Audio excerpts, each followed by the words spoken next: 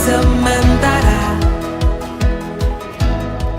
kasih-Mu yang sementara. Jemaat miliknya Tuhan, jemaat yang dikasihinya. Ibadah raya pagi hari ini kita lakukan dengan pengakuan pertolongan kita datang dari Tuhan, pencipta langit dan bumi serta segala isinya. Tuhan setia, Dia tidak pernah meninggalkan perbuatan tangannya. Turunlah atas kita sekalian kasih karunia dan damai sejahtera dari Allah Bapa, Anak dan Roh Kudus dalam ibadah raya pagi hari ini. Segala pujian hormat hanya bagi Engkau satu-satunya, Tuhan Pencipta, Penyelamat kami. Kami mengucap syukur kepadamu, hanya kepadamu ya Tuhan, dan tiada yang lain. Kami menundukkan diri. Berkati dan urapi kami ya Tuhan dalam ibadah raya pagi hari ini. Jangan Engkau tinggalkan seorang pun, tapi setiap jemaat-Mu dilawat oleh Tuhan dan mengalami apa yang Tuhan rindukan terjadi dalam kehidupan kami pribadi maupun dalam kami berjemaat bergereja. Engkau layak dipuji dan ditinggikan. Kuasa-Mu ada bersama-sama dengan kami, menaungi kami semua. Kami mau berbakti kepadamu dan kami mengucap syukur. Di dalam nama Tuhan Yesus kami berdoa. Amin.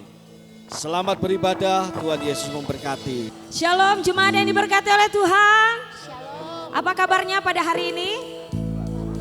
Luar biasa, kita semua bersyukur kita masih diberikan kesehatan, kekuatan, terlebih juga kesempatan untuk kita boleh kembali hadir bersekutu bersama memuji dan memuliakan nama Tuhan. Saya percaya bahwa semua kita yang hadir di tempat ini, kita semua pasti mengalami kebaikan Tuhan, amin. Kebaikan Tuhan yang tidak pernah berkesudahan di dalam kehidupan kita. Mari pagi hari ini kita mau bersyukur untuk kebaikan Tuhan. Sebab Tuhan yang kita sembah adalah Tuhan yang baik. Dan kebaikan Tuhan tetap untuk selama-lamanya. Haleluya. Mari berikan sorak-sorai kemuliaan bagi nama Tuhan. Kita memasuk gerbangnya dengan hati yang bersyukur. Ke dalam pelatarannya dengan puji-pujian. Bersyukurlah kepadanya. Kasih setiamu kekal untuk selama-lamanya Tuhan.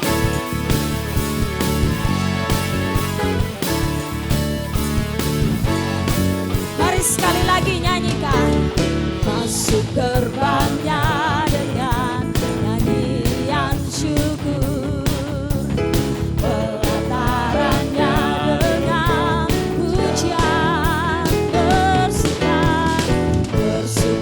di hadapan tahtanya yang kudus, nikmati indah hadirannya. Haleluya, kami mau bernyanyi Tuhan. Kami siap bersorak dan melompat bagimu. Bukan bersorak, melompat bagi. Katakan sebab Engkau baik, Engkau baik. Kasih setiamu kekal selamanya. Amin. Sebab Kau baik Tuhan. Sebab Engkau baik, Engkau baik. Kasih setiamu kekal. Boleh angkat jempol kita bersama katakan. Sebab Engkau baik, Engkau baik Tuhan. Kasih setiamu kekal selamanya. Kau baik Tuhan. Engkau baik. Yes. Engkau baik. Kasih setiamu kekal. Yes. Engkau baik Tuhan. Biarlah Engkau hadir di tempat ini Tuhan. Melawat setiap kami. Membebaskan setiap. Haleluya. Mari sekali lagi katakan. Tuhan Engkau hadir. Kuasa-Nya mengalir melawat setiap hati kami.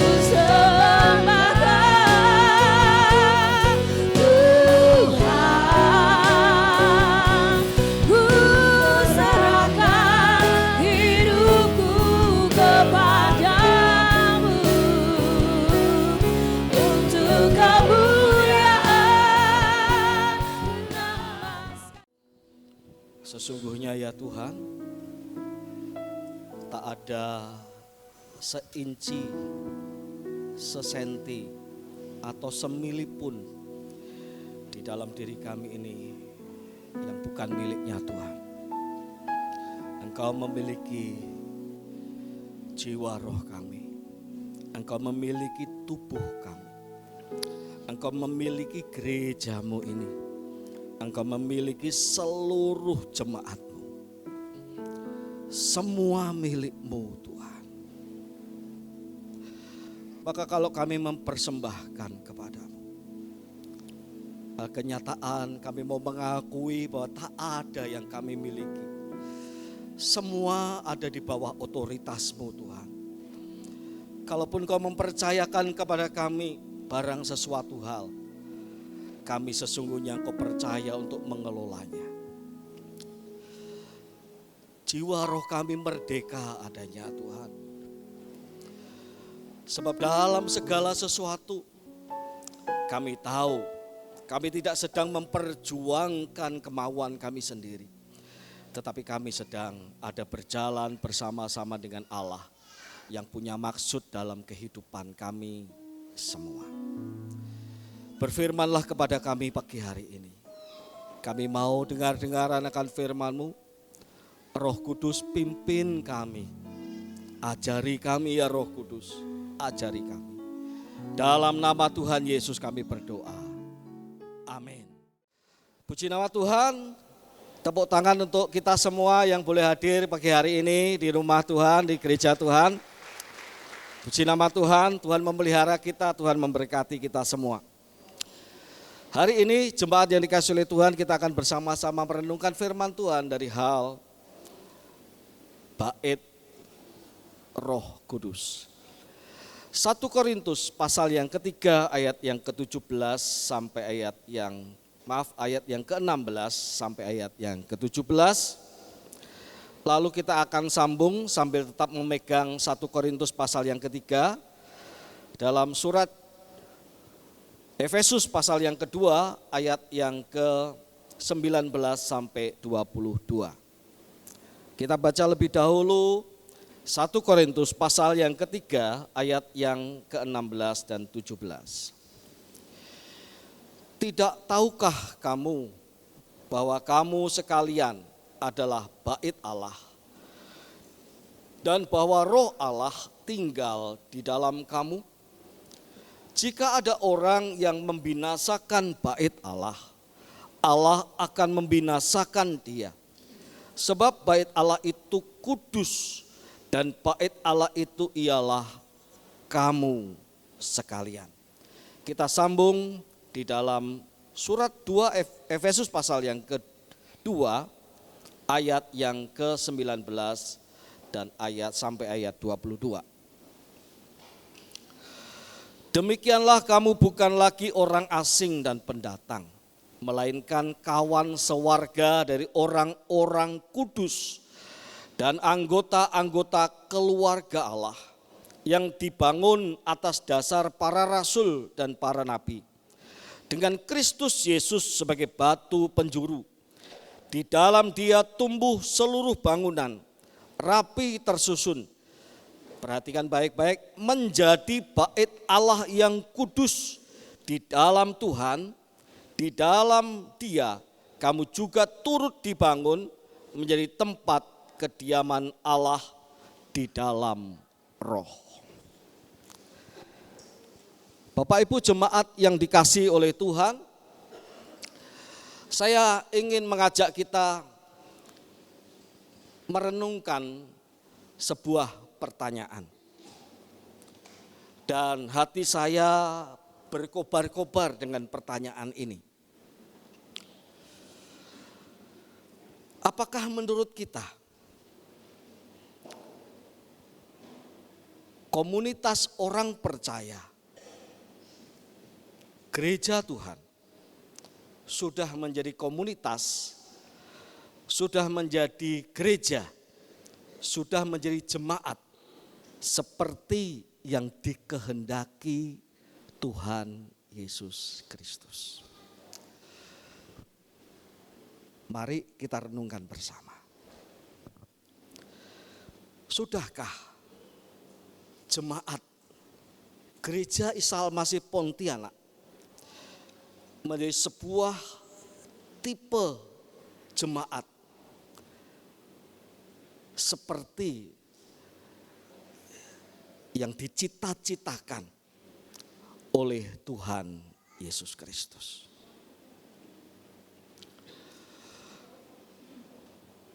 Jemaat yang dikasihi oleh Tuhan, pertanyaan ini mungkin menimbulkan di dalam diri kita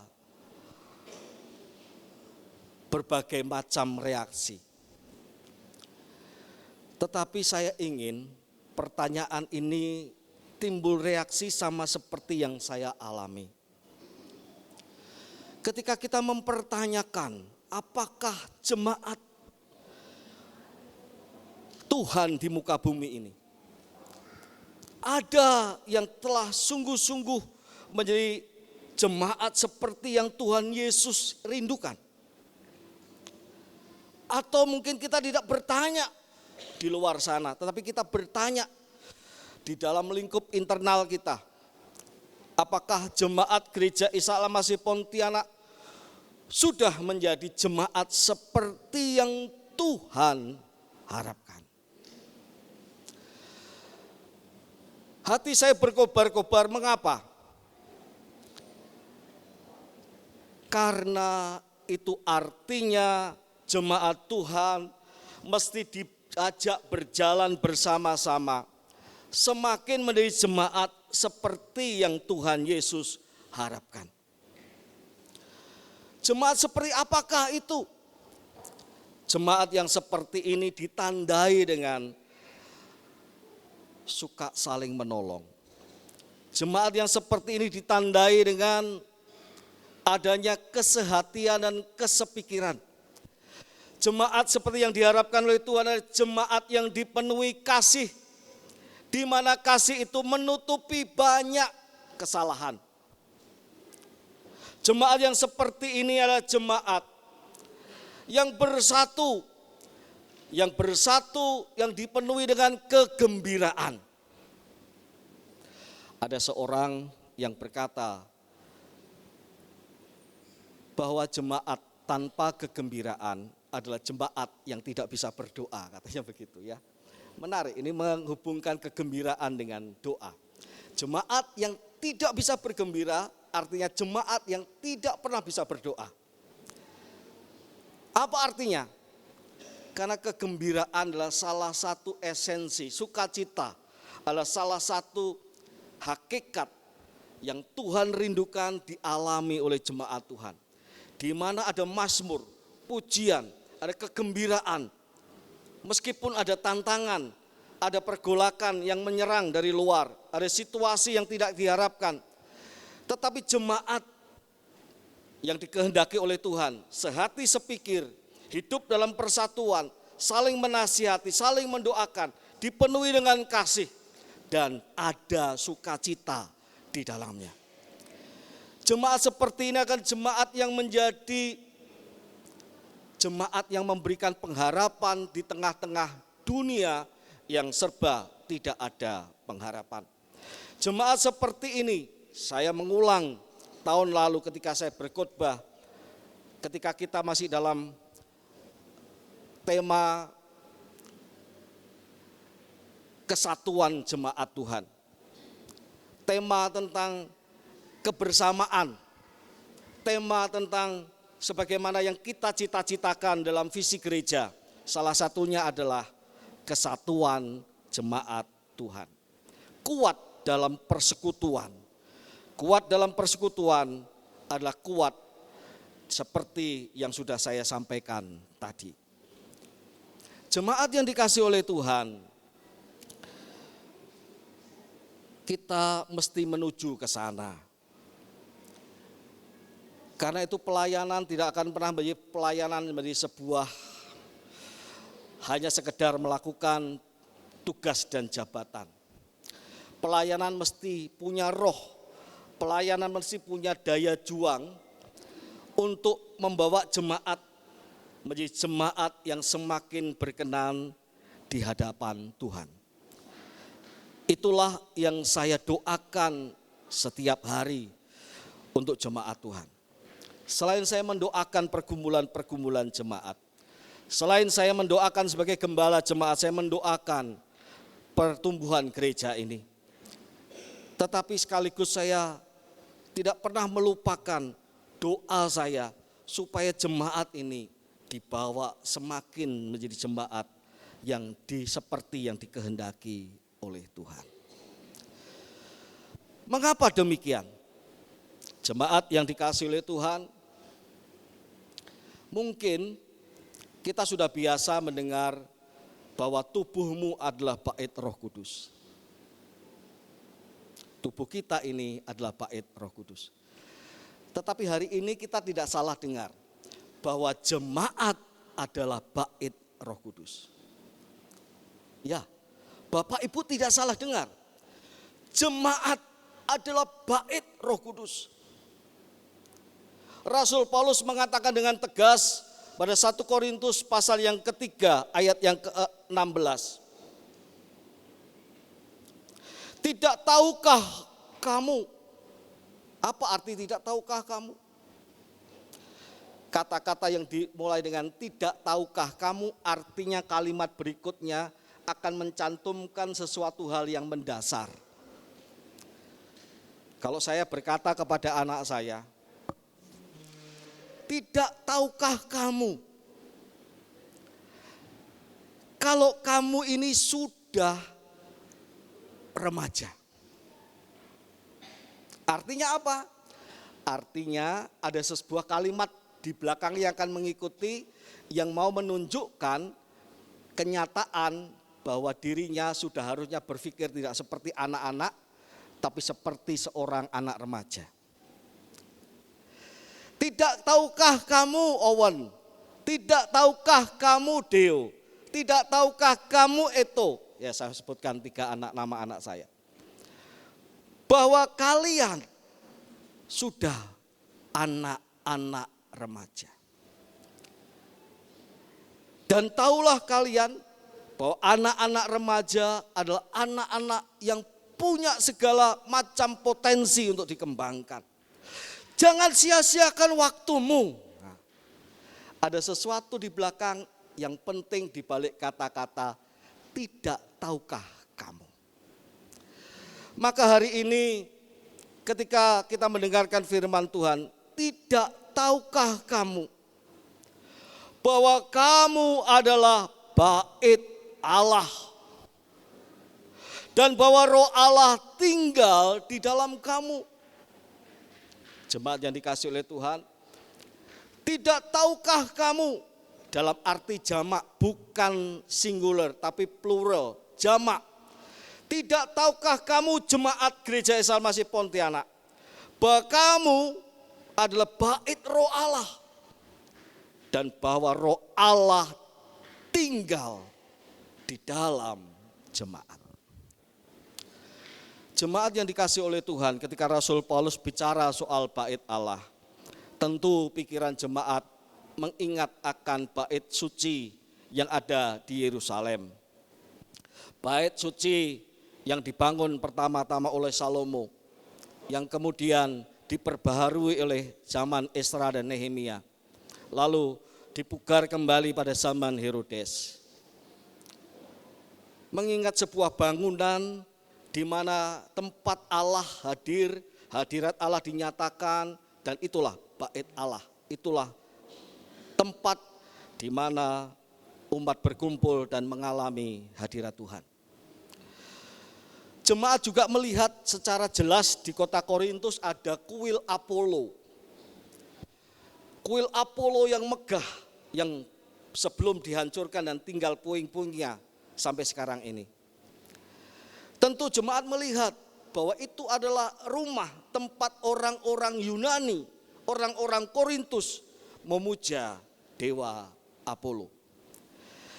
Tetapi bagaimana dengan diri mereka ketika Rasul Paulus berkata, tidak tahukah kamu bahwa kamu bait Allah?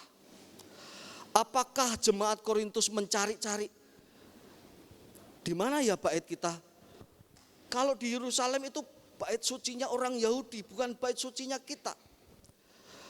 Kalau itu kuil bait sucinya orang yang menyembah dewa Apollo, bukan punya kita, bukan kita itu. Lalu di mana bait suci kita? Di mana bangunan suci kita? Rasul Paulus tidak menyebut sebagai sebuah bangunan. Rasul Paulus tidak menyebut sebagai sebuah organisasi. Rasul Paulus menyebut organisme, yaitu jemaat. Orang-orang percaya yang berkumpul, yang disatukan oleh iman kepada Yesus Kristus. Kamu tanpa tembok, tanpa bangunan, tetapi kamu dalam persekutuanmu itu, kamu adalah rumah Roh Allah. Kamu ada tempat di mana Allah hadir. Maka kita dapat memahami, jika 2-3 orang berkumpul atas namaku, kata Tuhan, aku hadir di tengah-tengah mereka. Kita menjadi teringat ketika Tuhan berkata, jika 2-3 orang berkumpul atas namaku, aku hadir di tengah-tengah mereka. Jemaat Tuhan, tahukah kita bahwa kita yang ada bersama-sama hari ini adalah rumah bagi Roh Allah. Adalah bait Roh Allah, di mana Roh Allah hadir di dalam persekutuan kita. Hari ini pun Roh Allah hadir di dalam kehidupan jemaat Tuhan Gereja Isa Al-Masih Pontianak. Dan kalau Roh Allah hadir, itu artinya apa? Artinya jemaat adalah milik Roh Allah. Kalau kita baca surat 1 Korintus sampai ayat yang terakhir, dikatakan di sana, jemaat adalah milik Kristus. Artinya jemaat bukan milik saya, bukan milik hamba Tuhan siapapun juga. Jemaat itu milik Roh Allah. Sebab Roh Allah ketika berkata bahwa jemaat adalah rumahnya, jemaat adalah baitnya, dia tidak sedang ngontrak Bapak Ibu, tidak. Tetapi dia memiliki jemaat. Dia tidak sedang singgah, ya, tetapi dia tinggal di dalam hidup jemaat. Dia pemilik jemaat. Saya agak terganggu, meskipun saya menganggap sebagai sesuatu hal yang menyederhanakan sebuah kata-kata yang panjang menjadi lebih sederhana. Ketika ada orang berkata, oh, saya jemaatnya pendeta A. Oh, saya jemaatnya itu, jemaatnya Pak Pendeta B itu. Oh, wah, di beliau pendeta besar. Oh, kalau saya sih jemaatnya Pak Pendeta C. Biasa-biasa aja sih, enggak ada yang terlalu istimewa. Oh, kalau saya jemaatnya Pak Pendeta D. Pak Pendeta E sampai Z bisa disebutkan satu-satu. Mungkin maksudnya daripada panjang-panjang bahwa saya ini jemaat Tuhan yang digembalakan oleh Pak Pendeta Denny, yang digembalakan oleh Pak Pendeta Lukas, yang digembalakan oleh Pak Pendeta Willy, yang digembalakan macam-macam, agak panjang, mungkin lebih singkatnya begitu. Tapi saya mau katakan jemaat yang dikasihi oleh Tuhan, tidak pernah seorang hamba Tuhan yang paling tersohor sekalipun memiliki jemaat. Tidak pernah. Ya. Tidak pernah ada seorang hamba Tuhan yang paling dihormati sekalipun memiliki jemaat sebagai miliknya. Tidak pernah. Sebab jemaat adalah milik Tuhan. Jemaat itu punya Roh Kudus. Bapa itu membentuk jemaat. Firman Allah membentuk jemaat. Roh Kudus tinggal di dalam jemaat. Jemaat adalah miliknya Allah. Jemaat miliknya Tuhan. Salah kalau saya berkata, saya melihat nih, wah jemaat ini punya saya ini. Dari ujung belakang sana Pak Cheng Hai, sampai depan sini yang masih muda Kathy dan kawan-kawan. Ya, wah ini punya saya semua ini. Ini bisa saya manfaatin apa nih? Ya. Enggak. Salah kalau hamba Tuhan berpikir begitu. Hamba Tuhan menggembalakan, hamba Tuhan melayani, justru membawa jemaat untuk tujuan tadi, yaitu semakin menjadi seperti yang Tuhan punya dalam diri jemaat. Hamba Tuhan itu abdinya Tuhan, hambanya Allah. Dia tidak melayani dengan kemauannya sendiri, tetapi kemauan Allah yang hendak dia sampaikan kepada jemaat, supaya jemaat semakin hari semakin dekat dengan Tuhan, semakin menjadi seperti jemaat yang diharapkan oleh Tuhan. Mungkin hari ini jemaat Gereja Isa Al-Masih Pontianak belum sungguh-sungguh, artinya sudah sebagian, tapi belum sempurna untuk menjadi jemaat seperti yang dikehendaki oleh Tuhan. Jemaat yang penuh dengan kemurahan, sukacita, dipenuhi dengan pengharapan, saling menolong, saling menasehati, saling membangun, sehati sepikir. Tetapi di masa penggembalaan saya, itulah yang ingin kita bangun bersama. Amin. Amin. Amin. Itulah yang ingin kita bangun bersama. Itulah yang ingin kita wujudkan di gereja Tuhan ini. Seperti yang Tuhan mau. Yang kedua, dalam kaitannya dengan itu, sekaligus yang terakhir. Jika ada orang yang membinasakan bait Allah, Allah akan membinasakan dia. Sebab bait Allah itu kudus dan bait Allah itu ialah kamu sekalian. Jemaat Tuhan, jika ada orang yang mau membinasakan jemaat, jika ada orang yang mau meruntuhkan jemaat, jika ada orang yang mau merusak, ya, American Standard menerjemahkan sebagai destroy, merusak, menghancurkan jemaat, maka Allah akan menghancurkan dia. Sebab jemaat itu kudus. Jemaat Gereja Isa Al-Masih Pontianak itu kudus di hadapan Tuhan. The Messenger menerjemahkan yang diterjemahkan oleh Lembaga Alkitab Indonesia sebagai membinasakan, yang diterjemahkan oleh American Standard sebagai destroy, diterjemahkan sebagai vandalism. Ini kata-kata yang menarik buat kita. Apa itu vandalisme? Vandalisme. Barang siapa memvandalisme jemaat. Vandalisme adalah sebuah tindakan merusak properti alam atau properti milik lembaga atau pemerintah dan lain sebagainya. Vandalisme kita bisa lihat, misalnya kalau kita ke Singkawang, kita ke tepi pantai, ada batu-batu alam, lalu di sana dituliskan, Andrew love Kathy, misalnya begitu ya. Nah, Andrew love Kathy, lalu digambarin orang-orangan gitu ya. Vandalisme adalah coret-coret.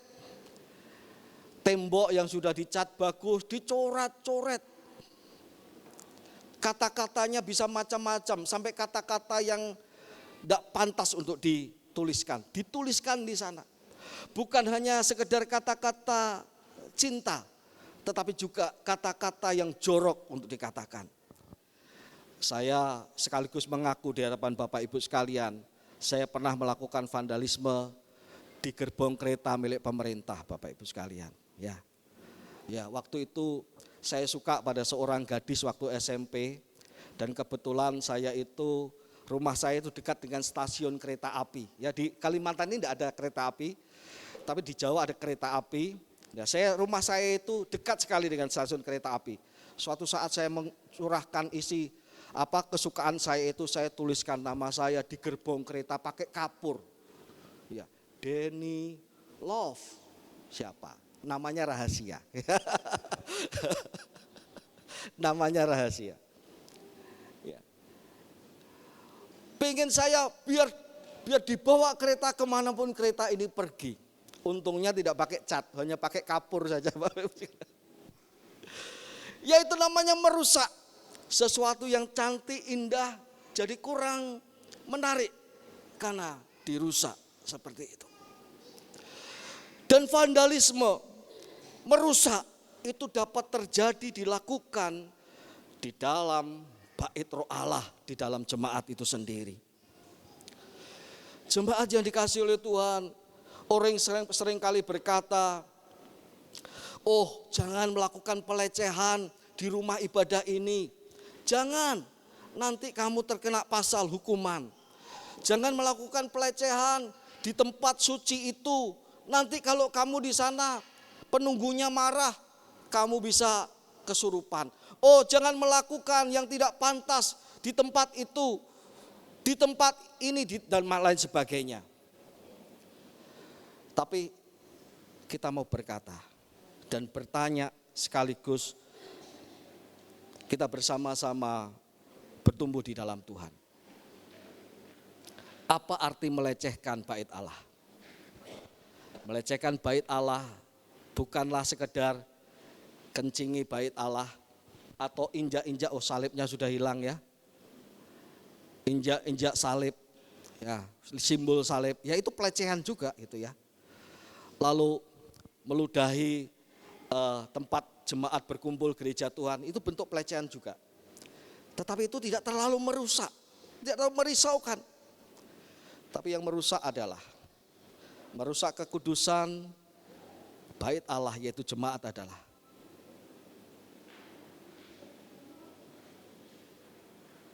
ketika kita membiarkan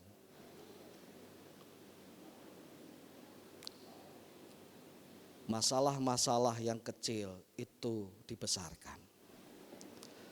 Ketika kita memupuk ketidaksukaan kepada orang-orang tertentu di dalam jemaat Tuhan. Ketika hati kita dipenuhi dengan kepahitan terhadap orang-orang tertentu sehingga kita tidak bisa memberkati dia. Ketika kita itu menyebarkan hal-hal yang tidak pantas, yang seharusnya tidak perlu dilakukan, Bapak Ibu, kita sedang melecehkan bait roh Allah. Jemaat itu kudus, jemaat itu suci di hadapan Tuhan. Tidak seharusnya jemaat itu saling menghancurkan satu sama lain. Tidak seharusnya jemaat itu dipecah belah.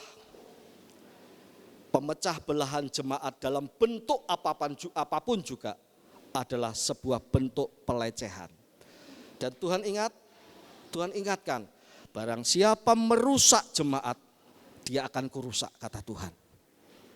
Ancamannya serius sekali. Barang siapa melakukan vandalisme kepada jemaat, merusak kehidupan jemaat, dia akan vandalisme juga, kata Tuhan. Jemaat Tuhan, jemaat mesti dipelihara kesatuannya sebagai bait roh Allah. Yang sedang terpuruk mesti disayang, mesti dibangkitkan, bukan dirontokkan. Yang sedang dalam pergumulan, entah pergumulan ekonomi, bahkan pergumulan karena dosa, karena kesalahan. Mesti didoakan dan dilayani, bukan dihakimi dan kemudian dihancurkan. Saya mengeri mendengarkan kata-kata Rasul Paulus ini, kata-kata firman Tuhan ini. Bait suci itu ialah kamu. Barang siapa merusak bait suci, merusak kamu, dia akan kurusak.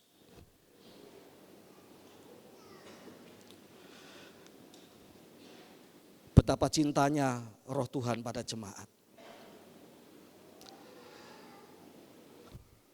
Tahun lalu sebuah sinode gereja baru terbentuk. Berasal dari sebuah perpecahan di dalam gereja. Entah apa itu, saya tidak tahu. Tetapi yang jelas ada sebuah perpecahan dan terbentuklah sinode gereja baru.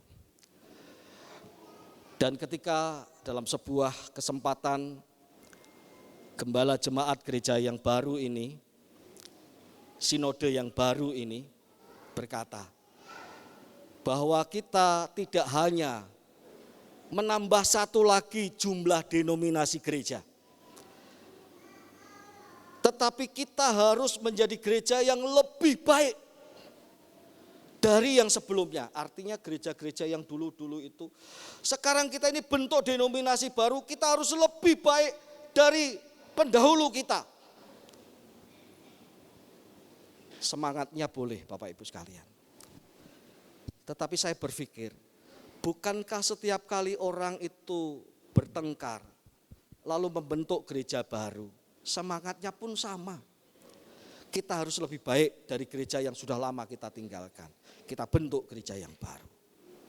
Sama semangatnya. Siapapun juga yang lahir dari perpecahan pasti pingin bentuk. Kita tidak boleh seperti yang lama, lebih yang baru. Tetapi apa? Coba kita perhatikan. Apa efeknya? Tidak ada. Akhirnya harus mengakui semuanya sama. Mungkin ia ibadahnya semarak, mungkin ia ibadahnya begitu rupa, pelayanannya maju di mana-mana. Tetapi apakah jemaat itu sungguh menjadikan timbul menjadi jemaat yang sehati sepikir, menjadi jemaat yang hidup dalam kesatuan, menjadi jemaat yang berbelas kasih, menjadi jemaat yang saling memperhatikan, menjadi jemaat yang bersama-sama, yuk kita maju bersama-sama. Yang ketinggalan tidak ditinggal, tetapi diajak, dituntun, dibawa bersama-sama, maju bersama. Menjadi jemaat yang melindungi, menjadi jemaat yang tidak menghakimi, tapi menjadi jemaat yang membangun. Jemaat yang penuh dengan kasih Kristus di dalamnya. Kok rasanya tidak? Suatu saat ada seorang jemaat, 2 orang jemaat, 3 orang jemaat dari gereja-gereja ternama di Pontianak ini bercakap-cakap dengan saya. Dan dari percakapan itu saya mendapati dimanapun engkau ada beribadah sebenarnya tidak terlalu penting. Karena banyak yang sama, sifat yang tidak berubah, karakter yang tetap seperti itu.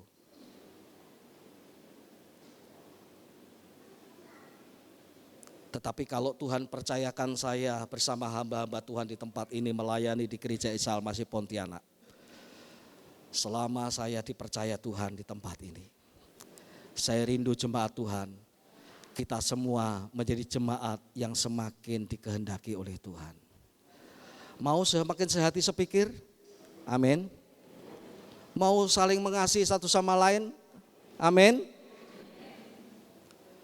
Mau menjadi jemaat yang tidak menghakimi, tapi jemaat yang berbelas kasih satu sama lain, amin. Tidak meruntukkan tapi membangun, amin. Kalau ada sesuatu hal yang jemaat yang kurang, jemaat yang karena sesuatu hal sedang bergumul dengan karakternya, dan ia ingin bertumbuh, ia tidak dihakimi, tetapi ia didukung, ia disupport, yuk kamu bisa. kita sama-sama kita maju bareng. Amin. Itulah yang berkobar-kobar dalam hati saya, Bapak Ibu sekalian. Itulah yang menyala dalam hati saya. Tuhan, kalau Engkau ingin ini bait Roh Kudus, jemaat gereja Isa Al-Masih Pontianak, sama seperti jemaat Korintus tempat Rasul Paulus melayani. Kalau di jemaat Korintus, Paulus berkata jangan berselisih, jangan bertengkar. Itu hanya menandakan kamu itu manusia duniawi. Kamu itu merusak jemaat Tuhan. Lalu Rasul Paulus berkata, tidak tahukah kamu yang mempertengkarkan itu, yang punya dukungan, aku ini pendukung A, aku ini pendukung B, aku ini orangnya si Anu, aku orangnya si ini. Tidak tahukah kamu? Bukan Anu, bukan ini, bukan si A, bukan si B pemilik jemaat. Tapi jemaat itu milik Tuhan. Dan saya tidak mau satu orang pun saya katakan, Pak Andi engkau milik saya, engkau backing saya.